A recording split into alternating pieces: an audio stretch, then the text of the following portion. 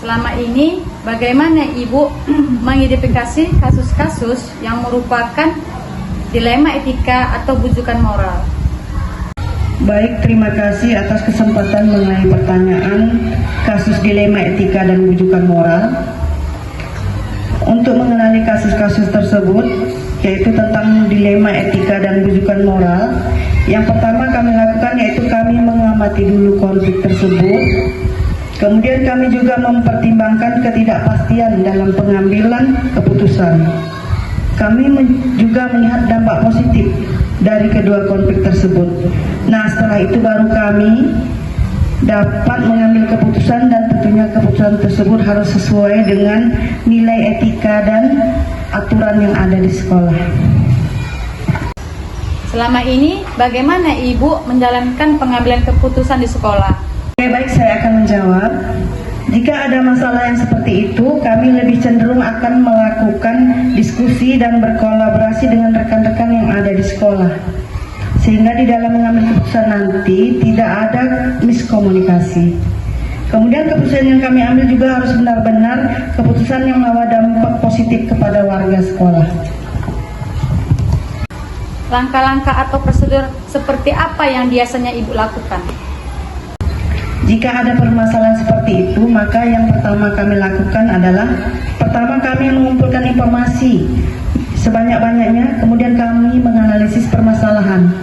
Setelah itu kami berdiskusi bersama dalam rapat mingguan untuk menentukan keputusan mana yang seharusnya kami ambil, dan tentunya berfokus pada nilai-nilai etika yang berdampak positif kepada warga sekolah. Hal-hal apa saja yang selama ini yang Ibu anggap efektif dalam pengambilan keputusan di kasus-kasus dilema etika? Yang kami anggap kuat dan lebih efektif untuk menentukan keputusan di sekolah, yang pertama yaitu komunikasi dan diskusi.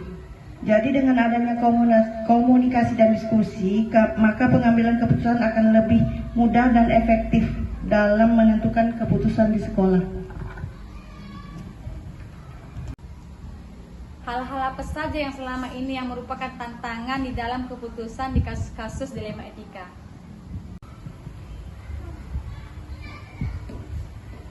Tantangan yang dialami dalam mengambil sebuah keputusan yaitu jika permasalahan yang kami hadapi adalah keputusan yang benar lawan benar.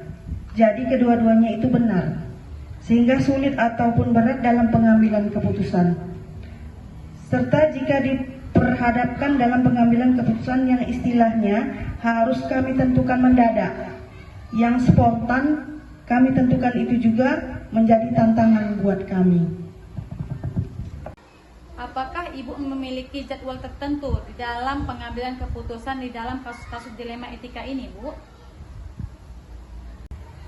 Untuk jadwal tersendiri, kami tidak ada jadwal tersendiri untuk melakukan suatu keputusan. Tetapi kami setiap rapat mingguan, kami melakukan diskusi untuk merefleksikan kegiatan yang sudah kami lakukan. Jadi, dari kegiatan rutin rapat mingguan, biasanya ada beberapa permasalahan yang diajukan teman-teman, yaitu kami refleksikan. Nah, keputusan yang akan kami ambil dari situ, kami diskusikan bersama-sama. Adakah seseorang atau faktor-faktor yang membantu Ibu selama ini di dalam pengambilan keputusan di kasus-kasus dilema etika? Dalam menentukan keputusan, kami itu selalu berdiskusi. Jelas kami membutuhkan orang lain dalam menentukan keputusan, contohnya komite, orang tua siswa, dan tokoh-tokoh masyarakat. yang ada di sekitar sekolah kami. Kami membutuhkan masukan-masukan di dalam mengambil sebuah keputusan atau kebijakan di sekolah. Dari semua hal yang disampaikan, pembelajaran apa yang dapat Ibu petik dari pengalaman Ibu mengambil keputusan dilema etika? Baik, banyak sekali pelajaran yang dapat kami ambil ketika menentukan sebuah keputusan dilema etika maupun bujukan moral. Di situ kita memahami lebih dalam tentang nilai-nilai kebajikan yang berdampak positif kepada siswa, kemudian nilai-nilai etika yang sesuai dengan sekolah. Kemudian dalam pengambilan keputusan, kita dapat menentukan dampak-dampak positif dari keputusan yang diambil.